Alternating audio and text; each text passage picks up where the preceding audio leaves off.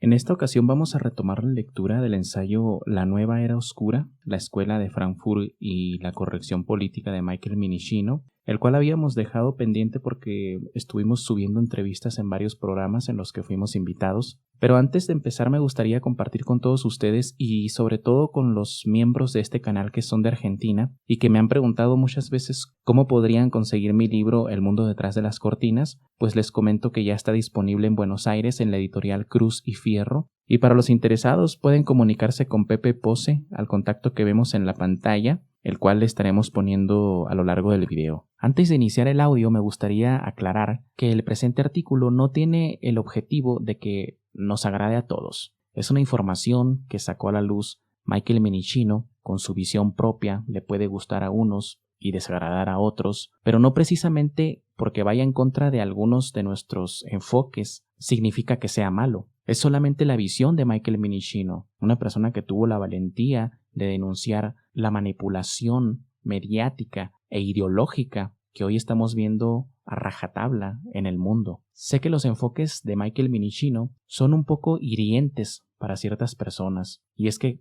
como me comentó un muy buen amigo, Michael Minicino no deja títere con cabeza, lo cual significa que arremete contra todos, ¿no? Pero no por eso quiere decir que lo que dijo Michael Minicino tenga que descartarse. Yo los invito a recoger de esta lectura lo que les sirve y descartar lo que no les sirve. Porque a pesar de que algunos puntos de Michael Minicino chocan incluso con mi concepción de la historia y de la realidad, yo estoy haciendo una lectura íntegra del trabajo. No le voy a quitar ni una sola parte al ensayo por el hecho de que algo no me agrade. Yo espero que ustedes tengan la madurez también de recoger lo que les sirve y descartar lo que no les sirve. Dicho esto, pasamos a la lectura del capítulo 2 del ensayo de Michael Minicino. Empecemos. El establishment se vuelve bolchevique. El entretenimiento reemplaza al arte. Antes del siglo XX, la distinción entre arte y entretenimiento era mucho más pronunciada. Ciertamente, uno podía entretenerse con el arte, pero la expresión era activa, no pasiva. En el primer nivel, uno tenía que tomar una decisión consciente para ir a un concierto, ver cierta exhibición de arte, comprar un libro o una partitura. Era poco probable que más de una fracción infinitesimal de la población tuviera la oportunidad de ver al Rey Lear o escuchar la novena sinfonía de Beethoven más de una o dos veces en la vida. El arte exigía que uno atrajera todas las capacidades de concentración y conocimiento del tema para influir en cada experiencia, o de lo contrario, la experiencia se considera en vano. Eran los días en que la memorización de poesía y obras de teatro completas y la reunión de amigos y familiares para un concierto de salón eran la norma, incluso en los hogares rurales. Estos fueron también los días anteriores a la apreciación musical, cuando uno estudiaba música. Como muchos, aprendían a tocarla, pero no aprendían a apreciarla. Sin embargo, las nuevas tecnologías de la radio, el cine y la música grabada representaron, para usar la palabra de moda marxista apropiada, un potencial dialéctico. Por un lado, estas tecnologías ofrecían la posibilidad de acercar las mejores obras de arte a millones de personas que de otro modo no tendrían acceso a ellas. Por otro lado, el hecho de que la experiencia fuera infinitamente reproducible podría tender a desconectar la mente de la audiencia, haciendo la experiencia menos sagrada, aumentando así la alienación. Adorno llamó a este proceso desmitologizar. Esta nueva pasividad, planteó Adorno en un artículo crucial publicado en 1938, podría fracturar una composición musical en las partes entretenidas que serían fetichadas en la memoria del oyente, y las partes difíciles, continuó Adorno, serían olvidadas. La contraparte del fetichismo es una regresión de la escucha. Esto no significa una recaída del oyente individual en una fase anterior de su propio desarrollo, ni un declive en el nivel general colectivo, ya que los millones que son alcanzados musicalmente por primera vez por las comunicaciones masivas de hoy no pueden compararse con las audiencias del pasado. Más bien, es la escucha contemporánea la que ha retrocedido, detenida en la etapa infantil. Los sujetos que escuchan no solo pierden, junto con la libertad de elección y responsabilidad, la capacidad de percepción consciente de la música. Fluctúan entre el olvido total y las inmersiones repentinas en el reconocimiento. escuchan atomísticamente y disocian lo que escuchan, pero precisamente en esta disociación desarrollan ciertas capacidades que concuerdan menos con los conceptos tradicionales de la estética que con los del fútbol o las carreras de autos. No son como infantes, pero están infantilizados. Su primitivismo no es el de los subdesarrollados, sino el de los retrasados a la fuerza. Este retraso conceptual y el preacondicionamiento causado por la escucha sugirió que la programación podría determinar la preferencia. El mismo acto de poner, digamos, un número de Benny Goodman junto a una sonata de Mozart en la radio tendería a fusionar ambos en la música de la radio, entretenida en la mente del oyente. Esto significó que incluso las ideas nuevas y desagradables podrían volverse populares renombrándolas a través del homogeneizador universal de la industria cultural, como dijo Walter Benjamin. La reproducción mecánica del arte cambia la reacción de las masas hacia el arte. La actitud reaccionaria hacia una pintura de Picasso se transforma en una reacción progresiva hacia una película de Chaplin. La reacción progresiva se caracteriza por la fusión directa e íntima del disfrute visual y emocional con la orientación del experto. En cuanto a la pantalla, coinciden las actitudes críticas y receptivas del público. La razón decisiva de esto es que las reacciones individuales están predeterminadas por la respuesta de la audiencia masiva que están a punto de producir, y esto no es más pronunciado que en el cine. Al mismo tiempo, el poder mágico de los medios podría utilizarse para redefinir ideas anteriores. Shakespeare, Rembrandt, Beethoven harán películas, concluyó Walter Benjamin citando al pionero del cine francés Abel Gance. Todas las leyendas, todas las mitologías, todos los mitos, todos los fundadores de religiones y las mismas religiones aguardan su resurrección expuesta. Hippies nazicomunistas de la década de 1920. Una cantidad abrumadora de la filosofía y los artefactos de la contracultura estadounidense de la década de 1960, más las tonterías de la nueva era de hoy, se derivan de un experimento social a gran escala ubicado en Ascona, Suiza, desde aproximadamente 1910 hasta 1935. Originalmente una zona turística para los miembros del culto a la teosofía de Elena Blavatsky, la pequeña aldea suiza se convirtió en el refugio de todas las sectas ocultistas, izquierdistas y racistas del movimiento original de la nueva era de principios del siglo XX. Hacia el final de la Primera Guerra Mundial, Ascona era indistinguible de lo que más tarde se convertiría en el High Ashbury, lleno de tiendas vendiendo alimentos saludables, librerías de ocultismo, vendiendo el Ching y Naturmenschen al señor naturalista que caminaba con cabellos largos, cuentas, sandalias y túnicas para volver a la naturaleza. La influencia dominante en el área provino del Dr. Otto Gross, un estudiante de Freud y amigo de Carl Jung, quien había sido parte del círculo de Max Weber cuando el fundador de la escuela de Frankfurt, Lukács, también era miembro.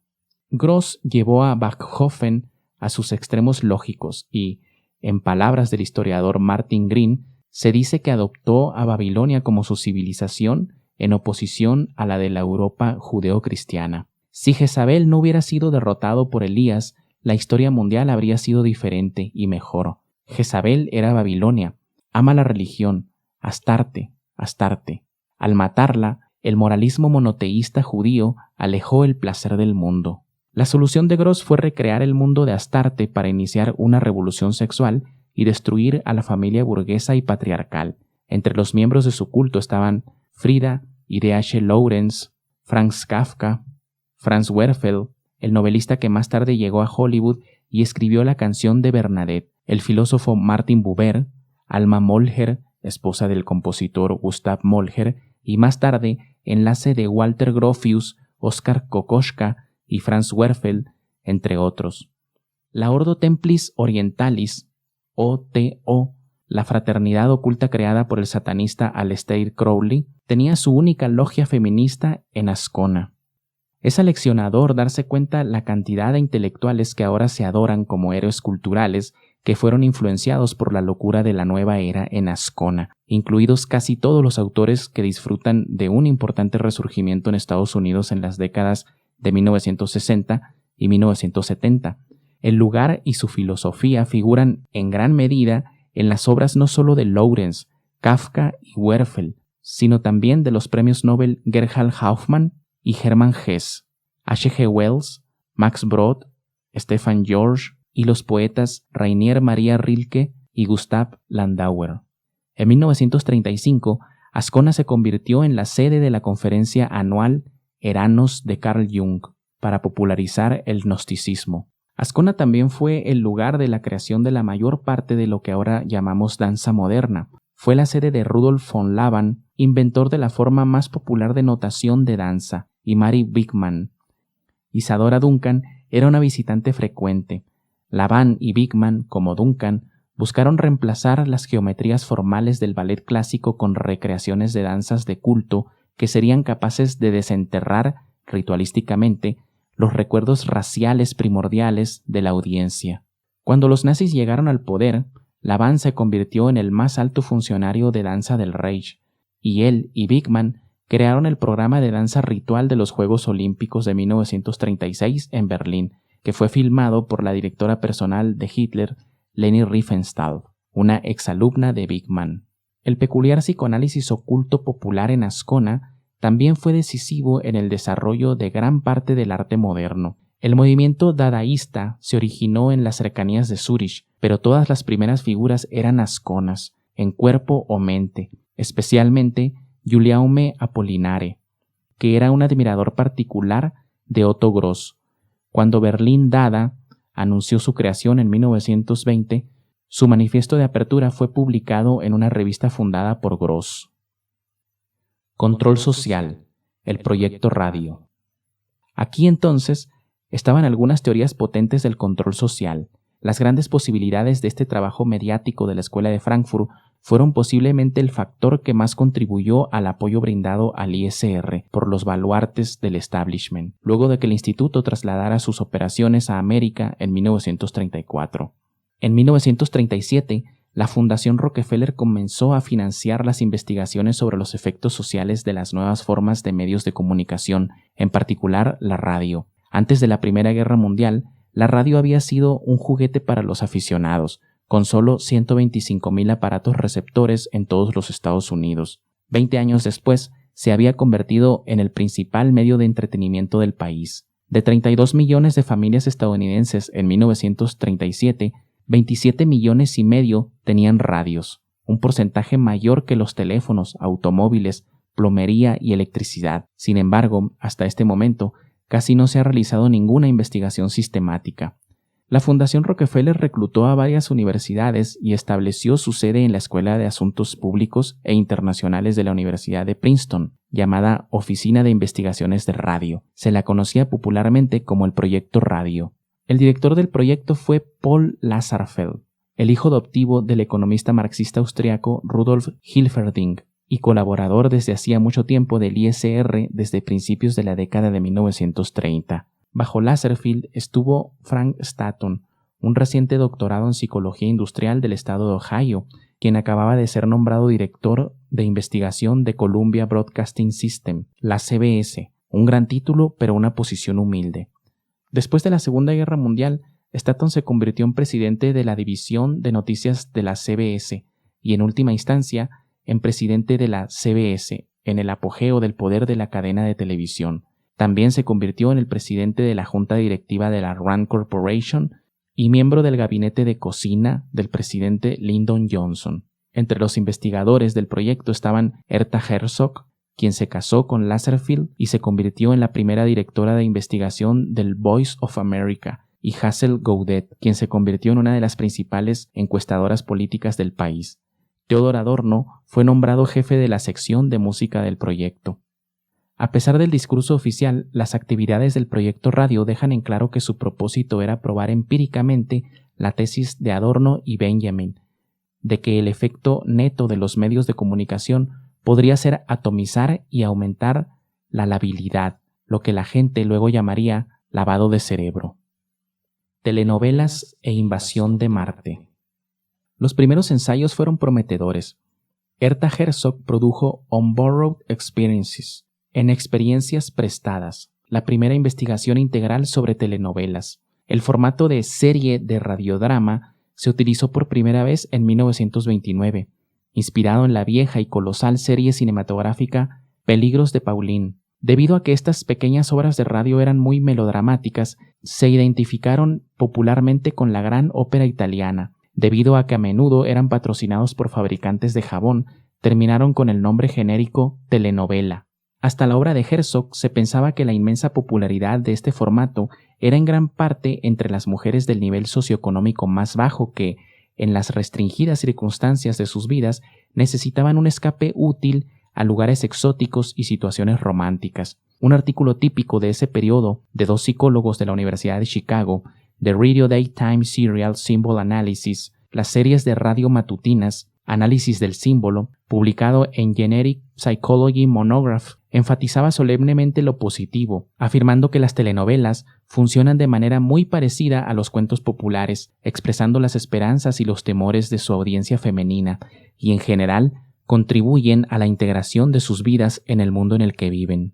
Herzog encontró que, de hecho, no había correlación con el nivel socioeconómico. Es más, sorprendentemente, hubo poca correlación con el contenido. El factor clave, como sugirieron las teorías de Adorno y Benjamin, fue la forma misma de la serie. Las mujeres se estaban volviendo adictas al formato, no tanto para entretenerse o para escapar, sino para averiguar qué pasa la próxima semana. De hecho, descubrió Herzog, casi se podría duplicar la audiencia de una obra de radio dividiéndola en segmentos. Los lectores modernos reconocerán inmediatamente que esta no fue una lección perdida en la industria del entretenimiento. Hoy en día, el formato de serie se ha extendido a la programación infantil y los programas de alto presupuesto. Los programas más vistos en la historia de la televisión siguen siendo ¿Quién mató a J.R., Entrega de Dallas y el episodio final de MASH, ambos basados en un formato ¿Qué pasará después? Incluso los largometrajes como las trilogías Star Wars y Back to the Future, Volver al Futuro, ahora se producen como seriales, con el fin de asegurar la audiencia de las últimas entregas. Voy a hacer un apunte aquí para señalar que esto que menciona Michael Minicino suena igual de vigente hoy en día que en la época en la que hizo su artículo. Y es que los formatos de series de televisión que abundan en Netflix, por ejemplo, y no solamente en Netflix, en las cadenas de cablevisión también y en todos esos canales de televisión abierta abundan este tipo de series, ¿verdad? Continuamos. La humilde telenovela también conserva sus cualidades adictivas en la era actual. El 70% de todas las mujeres estadounidenses mayores de 18 años ahora ven al menos 2 de estos programas cada día, y hay una audiencia de rápido crecimiento entre hombres y estudiantes universitarios de ambos sexos. El siguiente gran estudio del proyecto radio fue una investigación sobre los efectos de la reproducción de radio de Halloween en 1938 de Orson Welles, basada en War of the Worlds de H.G. Wells, La Guerra de los Mundos de H.G. Wells. 6 millones de personas escucharon la transmisión que describía de manera realista una fuerza de invasión marciana que aterrizaba en la zona rural de Nueva Jersey. A pesar de las repetidas y claras declaraciones de que el programa era ficticio, aproximadamente el 25% de los oyentes pensaron que era real. Algunos entraron en pánico por completo. Los investigadores del proyecto radio descubrieron que la mayoría de las personas que entraron en pánico no pensaban que los hombres de Marte habían invadido. De hecho, pensaron que los alemanes habían invadido. Como apunte, recordemos que la Segunda Guerra Mundial estaba en puerta cuando se hizo este programa. Ocurrió de esta manera. Los oyentes habían sido preacondicionados psicológicamente por los informes de radio de la crisis de Múnich a principios de ese año. Durante esa crisis, el hombre de la CBS en Europa, Edward R. Murrow, tuvo la idea de irrumpir en la programación habitual para presentar breves boletines de noticias. Por primera vez en la radiofusión, las noticias no se presentaron en piezas analíticas más largas, sino en clips cortos, lo que ahora llamamos fragmentos de audio. En el apogeo de la crisis, estos destellos se volvieron tan numerosos que, en palabras del productor de Murrow, Fred Friendly, los boletines de noticias interrumpían incluso los boletines de noticias. A medida que los oyentes pensaban que el mundo se estaba moviendo al borde de la guerra, las calificaciones de la CBS aumentaron dramáticamente. Cuando Wells hizo su emisión ficticia más tarde, después de que la crisis había retrocedido, utilizó esta técnica de boletín de noticias para darle verosimilitud a las cosas. Comenzó la emisión falsificando un programa estándar de música dance de Nueva Jersey que seguía siendo interrumpido por informes cada vez más terroríficos. Los oyentes, que entraron en pánico, reaccionaron no al contenido, sino al formato. Escucharon: interrumpimos este programa por un boletín de emergencia e invasión. E inmediatamente concluyeron que Hitler había invadido. La técnica de la telenovela, trasladada a las noticias, había funcionado a una escala inmensa e inesperada. La pequeña Annie y el sueño wagneriano. En 1939, uno de los números del Journal of Applied Psychology, revista de la psicología aplicada, fue entregado a Adorno y al Proyecto Radio para publicar algunos de sus hallazgos. Su conclusión fue que los estadounidenses, durante los últimos 20 años, se habían vuelto radicales y que su escucha se había vuelto tan fragmentada que la repetición del formato era la clave de la popularidad. La lista de reproducción determinada de los éxitos, una verdad bien conocida por el crimen organizado, tanto entonces como ahora, y la repetición podían convertir cualquier forma de música o cualquier artista, incluso un artista de música clásica, en una estrella. Mientras se mantuviera una forma de contexto familiar, casi cualquier contenido sería aceptable. No solo las canciones de éxito, las estrellas y las telenovelas son cíclicamente recurrentes y rígidamente invariables, sino que el contenido específico del entretenimiento en sí se deriva de ellos y solo parece cambiar. Los detalles son intercambiables, dijo Theodor Adorno resumiendo este material unos años más tarde. El mayor logro del proyecto radio fue Little Annie, la pequeña Annie, oficialmente titulado Analizador de Programas de Stanton Laserfield. La investigación del proyecto radio había demostrado que todos los medios anteriores de encuestas preliminares eran ineficaces. Hasta ese momento, una audiencia de vista previa escuchó un programa o vio una película, y luego se le hicieron preguntas generales. ¿Le gustó el programa? ¿Qué te pareció la actuación de fulano de tal? El proyecto radio se dio cuenta de que este método no tenía en cuenta la percepción atomizada del sujeto por parte de la audiencia de prueba y exigió que se hiciera un análisis racional de lo que se pretendía que fuera una experiencia irracional. Por lo tanto, el proyecto creó un dispositivo en el que a cada miembro de la audiencia de prueba se le proporcionó un tipo de reóstato en el que podía registrar la intensidad de sus gustos o disgustos en cada momento. Al comparar los gráficos individuales producidos por el dispositivo, los operadores pudieron determinar no si a la audiencia le gustó todo el programa, lo cual era irrelevante, sino qué situaciones o personajes producían un estado de sentimiento positivo, aunque momentáneo. La pequeña Annie transformó la programación de radio, cine y, en última instancia, televisión. La CBS aún mantiene instalaciones de analizadores de programas en Hollywood y Nueva York. Se dice que los resultados se correlacionan en un 85% con las calificaciones. Otras cadenas y estudios cinematográficos tienen operaciones similares. Este tipo de análisis es responsable de la extraña sensación que tienes cuando, al ver una nueva película o programa de televisión, crees que lo has visto todo antes.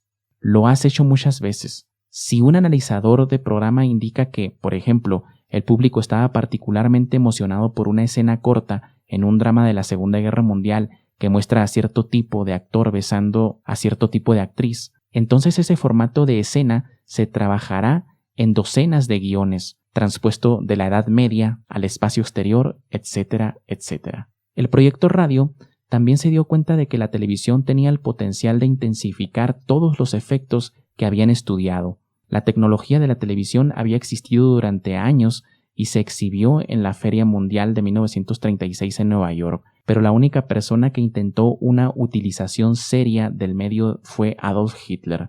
Los nazis transmitieron eventos de los Juegos Olímpicos en 1936 en vivo a salas de observación comunitarias en Alemania. Estaban tratando de expandir su gran éxito en el uso de la radio para nazificar todos los aspectos de la cultura alemana. Los preparativos de guerra desviaron otros planes para el desarrollo de la televisión alemana. El cambio de paradigma de la nueva era. El trabajo de encuesta original de 1930 de la Escuela de Frankfurt, incluida la personalidad autoritaria, se basó en categorías psicoanalíticas desarrolladas por Erich Fromm. Fromm derivó estas categorías de las teorías de J.J. Bachofen, colaborador de Nietzsche, y Richard Wagner, quien afirmó que la civilización humana fue originalmente matriarcal. Este periodo primordial de democracia ginocrática y dominio del culto Magna Mater, Gran Madre, dijo Bachofen, fue sumergido por el desarrollo del patriarquismo racional y autoritario, incluida la religión monoteísta. Más tarde, Fromm utilizó esta teoría para afirmar que el apoyo a la familia nuclear era evidencia de tendencias autoritarias. En 1970, 40 años después de que proclamara por primera vez la importancia de la teoría de Backhofen, Fromm examinó hasta dónde se habían desarrollado las cosas. Enumeró 7 cambios sociopsicológicos que indicaban el avance del matriarquismo sobre el patriarquismo. 1. El fracaso del sistema patriarcal autoritario en cumplir su función, incluida la prevención de la contaminación. 2. Revoluciones democráticas que operan sobre la base del consentimiento manipulado. 3. La revolución de las mujeres. 4. La revolución de los niños y adolescentes, basada en el trabajo de Benjamin Spock y otros, que permite a los niños nuevas formas y más adecuadas de expresar su rebelión. 5. El resurgimiento del movimiento juvenil que adoptó completamente a Backhofen en su énfasis del sexo grupal, la estructura familiar flexible y la ropa y los comportamientos unisex. 6. El creciente uso de Backhofen por parte de los profesionales para corregir el análisis excesivamente sexual de Freud de la relación madre-hijo. Esto haría que el freudismo sea menos amenazador y más aceptable para la población en general. Y 7. La visión del paraíso del consumidor. En esta visión, la técnica asume la característica de la gran madre, técnica en vez de natural, que amamanta a sus hijos y los pacifica con una canción de cuna incesante, en forma de radio y televisión.